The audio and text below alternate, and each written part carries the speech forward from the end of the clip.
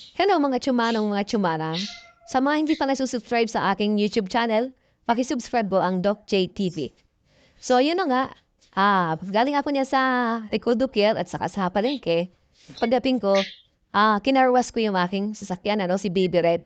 Yan, So ang kalaban ko naman, hindi ulan ngayon, Ang halikabok naman. Ayan, Bago ko igarahe, ginamit ko yung aking portable car wash, Yan, napakalakas po niya, Masakit din niya sa balat. Yan. At saka pwede rin siya sa halaman. Yan. Ang ginamit ko dyan sa ating mga talbos ng kamote. At saka dito sa pinya.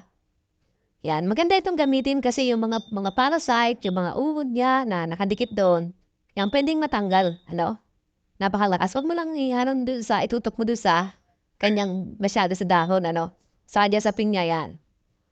Yung mga parasite yan, tanggal yan. Yan, napakaganda na, bakalakas. So, tinan niyo naman. Parang naghulog ka rin ng 5 piso, Dito, makakasave ka niya ng 5 piso pag ikaw ay nadumihan niyo sa sasakyan. Yan. Available niya sa ating Yellow Basket. 600 lang yan, sa TikTok shop ko, Makikita yung link sa baba. So, yan, lang sa isang timbang tubig. Yan, hindi pa naubos yung isang timbang tubig, malinis na yung gulong at saka yung likod ng aking sasakyan. So, yun lang guys at maraming salamat sa inyong lahat. Bye-bye!